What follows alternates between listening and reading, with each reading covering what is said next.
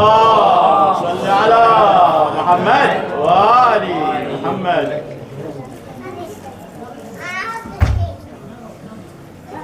أيها الأخوة والأخوات، السلام عليكم ورحمة الله وبركاته.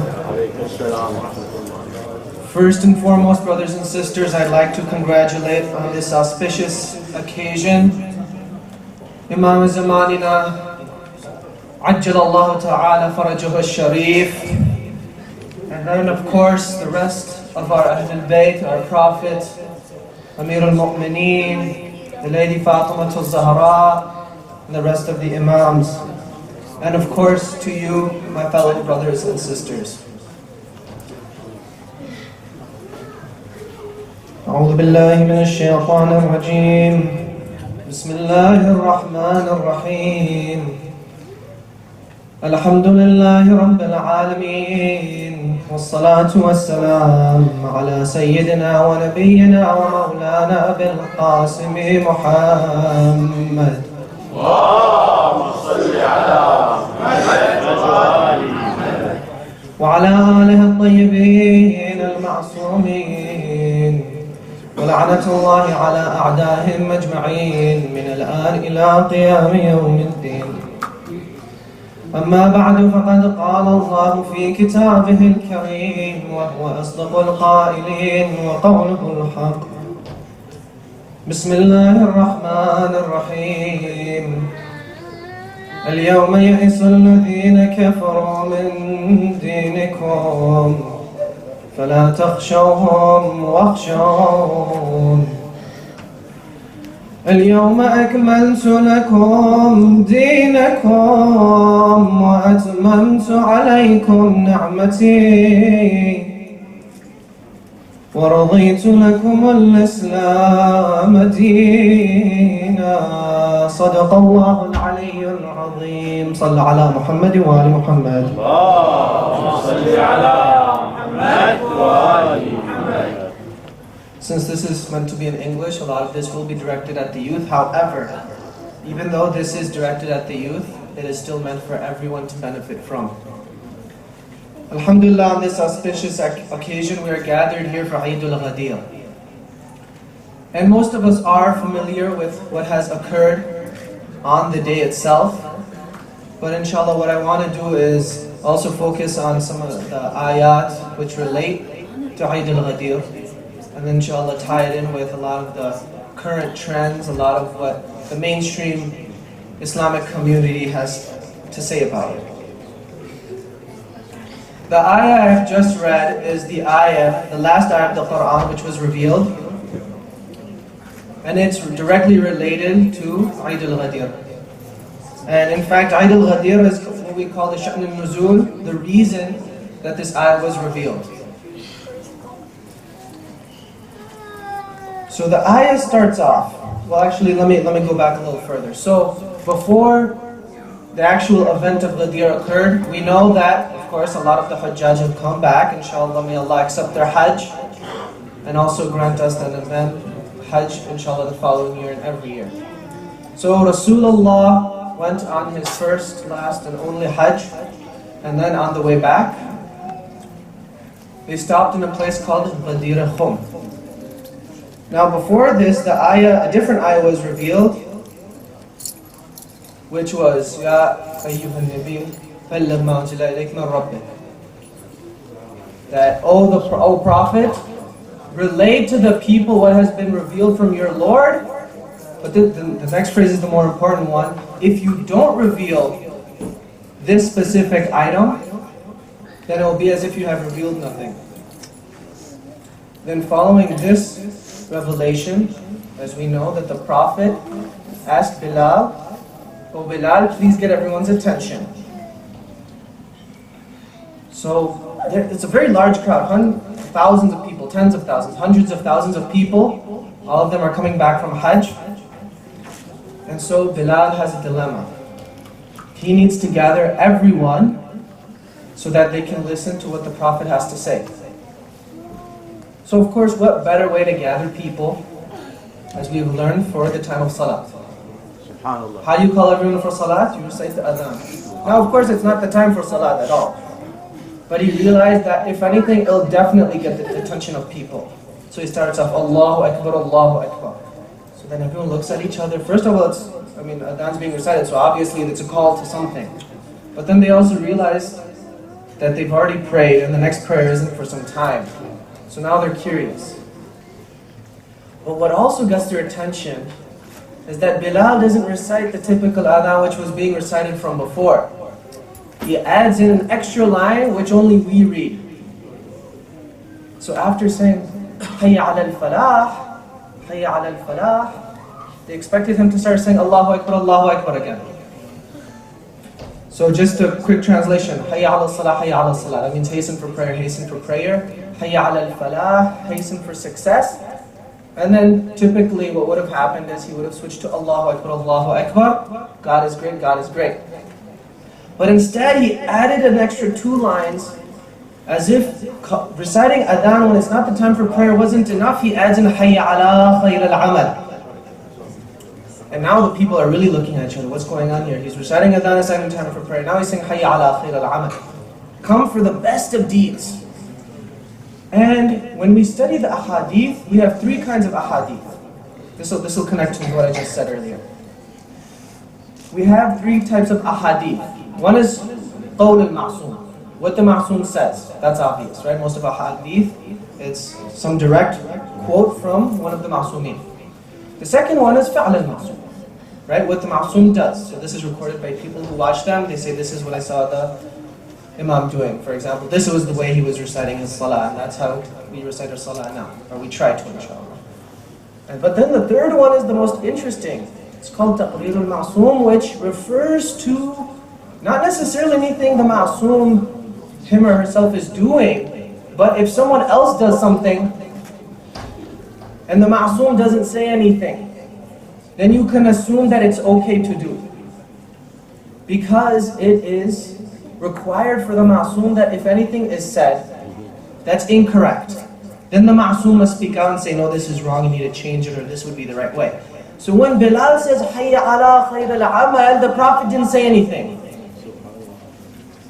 The Prophet didn't say anything because Bilal was doing something completely right. And the reason I would argue, and many of our scholars have argued, that this is probably the most important part of the salah, part of the adhan. Hayya ala khayr al-amal, come to the best of deeds. What was Bilal calling everyone else to do? He wasn't calling them for salat technically, because it wasn't the time for prayer and they didn't end up praying right after that.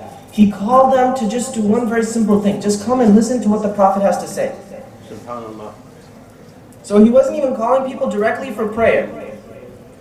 Yet he's saying, Hayya ala khayr al-amal. Everyone, come to listen what the Prophet has to say. Come to the best of deeds.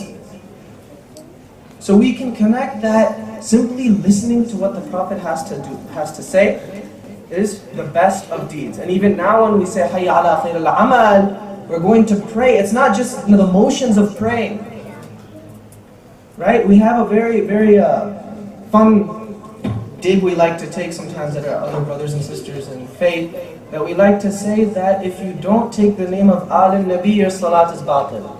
Allahumma salli ala Muhammad wa ali Muhammad. However, if you mention Ashab al-Nabi, your salat is definitely batil. So, but look what Bilal is doing here. Hayya ala khayr al-amal, come and listen to what the Prophet has to say. And just a little side note about Hayya ala khayr al-amal, later on it was taken out by someone. You probably can guess who. But their justification for saying we should take out Hayya ala khayr al-amal is because if people hear that, though the salat is best of these, they're going to leave jihad. And the funny thing is, look who's saying that. So they finally come and they hear what the Prophet has to say. The Prophet asks. He gets their attention, of course, like all ma'soomin start off. Their speeches, their talks, their advice, they always start off with the praise of Allah. Then they mention their own dhikr about the Ahlulbayt, who are we? And then finally, the Prophet asked, Alastu awla bikum min anfusikum? Do I not have more authority over you, your own self, than you do? This sounds a little odd, so I'll explain. For example, if I say that to someone, that do I not have more authority over what you can and can't do than you do yourself? Meaning that rather than doing what you want, you have to strive to do what the Prophet wants. So they said, of course, Ya Rasulullah. And then he mentioned some other things, and of course we are familiar with the famous line that the Prophet does ishara, he signals. Imam Ali lifts up his arm and says, Man kuntu mawla fahada aliyun mawla. Allahumma salli ala Muhammad wa ali Muhammad. So this was a quick synopsis. This is not actually the content of what I want to discuss. I just wanted to make sure we're up to speed. Of course, most of this you should already know. But what happens afterwards is we have the final revelation. First of all, before we even get to the first part, this is what I have fun with. اليوم يئس الذين كفروا يئس الذين كفروا من دينكم. Today, the kuffar, the non-believers, they become upset with your religion.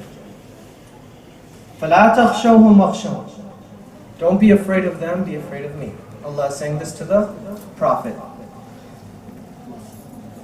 So, an interesting note is a lot of the scholars in their books, when they mention Ghadir, of any school of thought, not just Shia, anyone, they start off before even talking of what the Prophet had said to the group. They said that the Prophet looked out and not one kafir was there.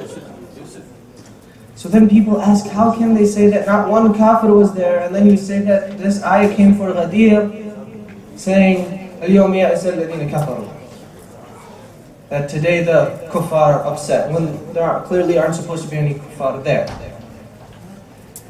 So this is when we come to really the whole other aspect.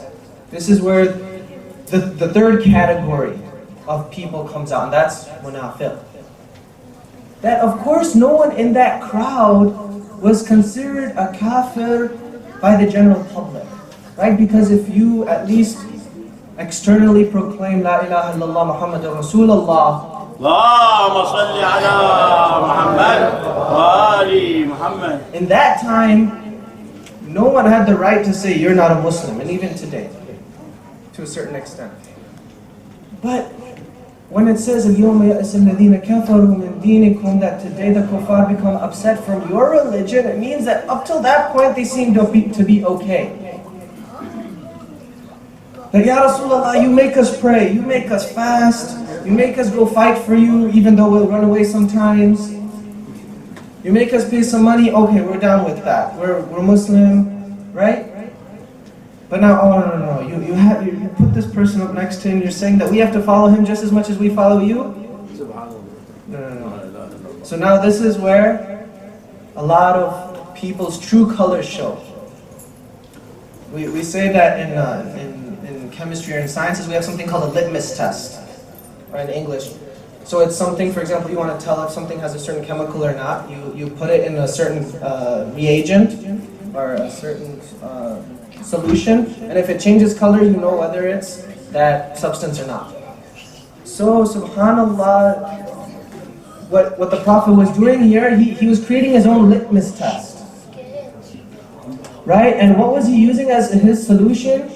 He was using wilayat Amir al-Mu'mineen. And so what he was testing people is that everything else you pray, that's not good enough for me. That doesn't tell me truly about your belief. But then when I see how you react, when I tell you that you have to follow him just as much as you follow me, that's the litmus test. That's when I know your true colors show. So that's it. Then finally we come to the famous ayah. الْيَوْمَ أَكْمَلْتُ لَكُمْ دِينَكُمْ. Today I have completed for you your religion. وَأَتْمَمْتُ عَلَيْكُمْ نِعْمَتِي.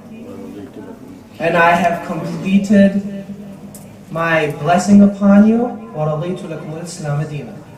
And I have blessed you, I have become content with you, with Islam as a religion.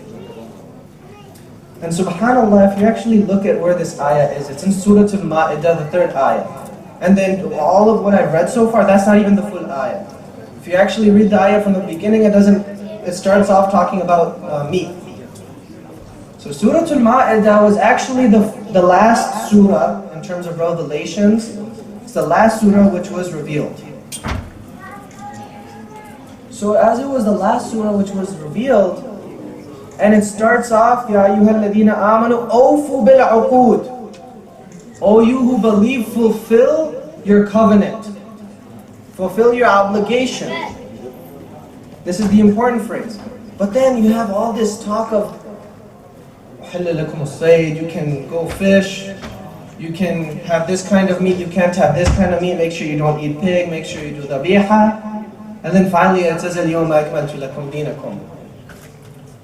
So a lot of the scholars, when they were asked, what is so special about this day? What is so special about this ayah that's saying, today we have completed for you your religion? And I kid you not, if you open up some of these books, written by scholars who are held in very high esteem, they will say, Islam was completed today, as finally we are told the importance of our dietary restrictions. And if you just think about it, I don't know whether to laugh or cry when I read it, that these ulama, they're saying, they themselves are Muslims, they believe in Islam, and when they're writing, for example, in their tafsir or whatever have you, they're saying that the important aspect of this ayah is that it shows the importance of eating meat, but also forbids certain meats that you're not allowed to eat. So I ask, when Allah is going to complete His religion, is this really the most important issue He's going to address? Meat? So what about, for example, if there's a Muslim who wants to be vegetarian? I actually do know some Muslims who actually are vegetarian, I don't know why, but so does that mean you're saying that he's not Muslim because he's not eating meat? That he's defying the completion of Islam?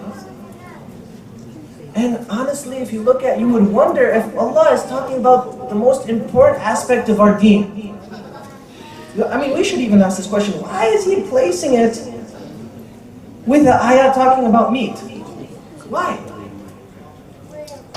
Because you'll notice that Allah says later on in the Quran several times that He will make sure the Quran stays safe, that it remains unchanged. Every other aspect of this faith, at least among the people, has changed. There are different views, different perspectives. The salat has changed, it's different between different people. Now who's right, that's a different issue.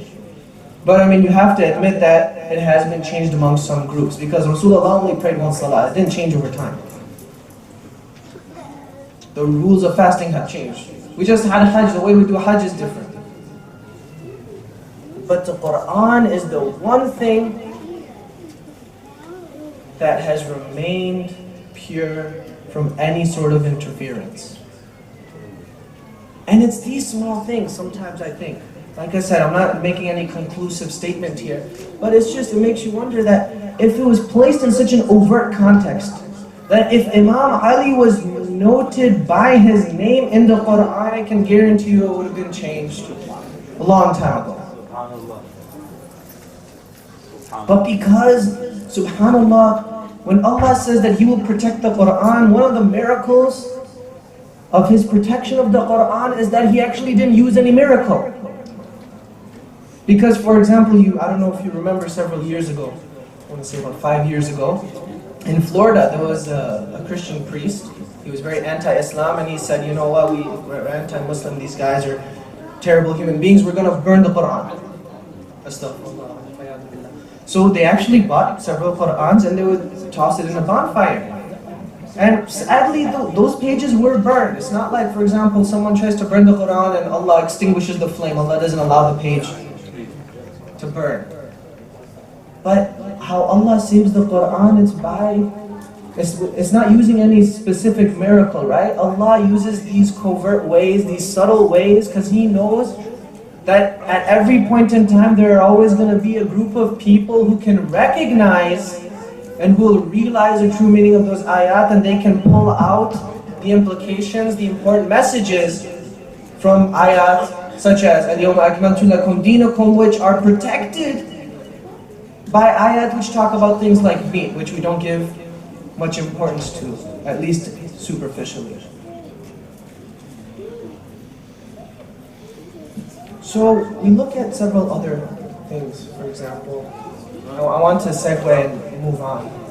That when down the road, after the Prophet had passed to the eternal life, to the eternal world, and Imam Ali was left to deal with a very, very difficult group of people, one of their main contentions was that he's too young. Another one of their contentions was that he wasn't necessarily wealthy as opposed to other people. This is a very common thing I hear, actually, is that to be influential, that look, for example, the Prophet, he married Sayyidah Khadija, she was very rich, influential, they were able to help the spread of Islam. But look, for example, Ali bin Abi Talib, he was too young. Oh, he wasn't wealthy enough, he wasn't influential enough. Subhanallah. You know what, maybe that might have been true. Maybe, that he was young compared to the other people, he was young, that is true. The fact that that's actually important, that's a different story, but he was young. But subhanallah, when they talk about the wealth and the influence, I actually had found out recently that they conducted a study in the Hawza. And they gathered a lot of the ulama who are familiar with the riwayat of specifically Amir al-Mu'mineen, and they gathered economists, right? People who study the economy. And they wanted to see how, now for example, nowadays you hear, for example, they have these lists, the Fortune 500, who are the richest people in the world. You know, you have Bill Gates and Carlos Slim, all these different people. So what they wanted to do is they wanted to see how much was Amir al-Mu'mineen worth at his time.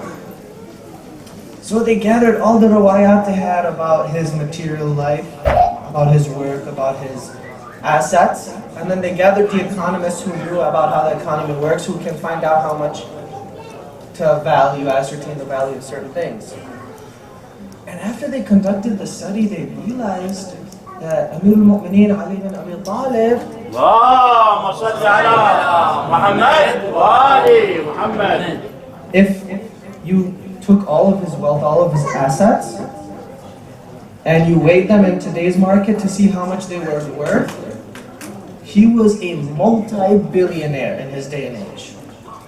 Now the fact that necessarily he didn't flaunt it, right? He didn't show everyone or he didn't make everyone bow to such wealth, that's a different story. But Imam Ali was, if in our day and age, if we were to assess his wealth, assess his value, how much his net worth was, as we like to say today's jargon, Imam Ali was a multi-billionaire.